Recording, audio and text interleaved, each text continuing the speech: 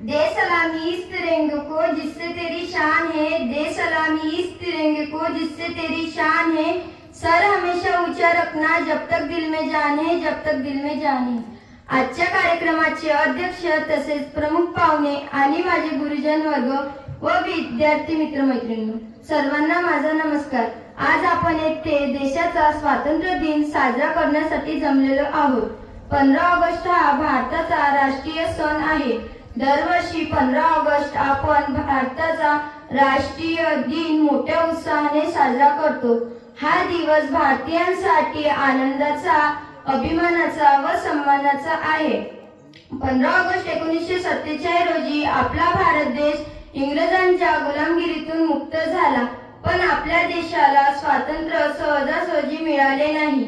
स्वातंत्र्य प्राप्तीसाठी अनेक स्वातंत्र्य सैनिकांनी आपल्या प्राणाची आहुती दिली। त्यामध्ये महात्मा गांधी, लोकमान्य टिळक, सुभाषचंद्र बोस, मंगल पांडे, राजगुरू, सुखदेव, लाला लजपतराय अशा अनेक स्वातंत्र्य सैनिकांनी स्वातंत्र्य प्राप्तीसाठी आपले प्राण पणास लावले।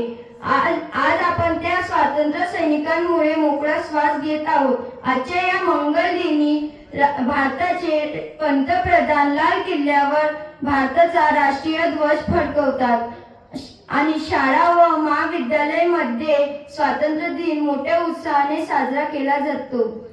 शेवटी मी एवढेच म्हणणार की पानी ना हो तो नदियां किस काम की, पानी ना हो तो नदियां किस काम की, आंसू ना हो तो आंखें किस काम के, आंसू ना हो तो आंखें किस काम के, दिल ना हो तो धड़कन किस काम की, दिल ना हो तो धड़कन किस काम की, यह वतन के काम ना हो तो जिंदगी किस काम की, जिंदगी किस काम की। जय हिंद, जय भारत।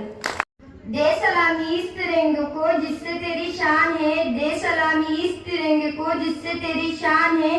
सर हमेशा ऊंचा रखना जब तक दिल में जान है, जब तक दिल में जान है। आजच्या कार्यक्रमाचे अध्यक्ष तसेच प्रमुख पाहुणे आणि माझे गुरुजन वर्ग व विद्यार्थी मित्रमैत्रिणी सर्वांना माझा नमस्कार। आज आपण येथे देशाचा स्वातंत्र्य दिन साजरा करण्यासाठी जमलेलो आहोत।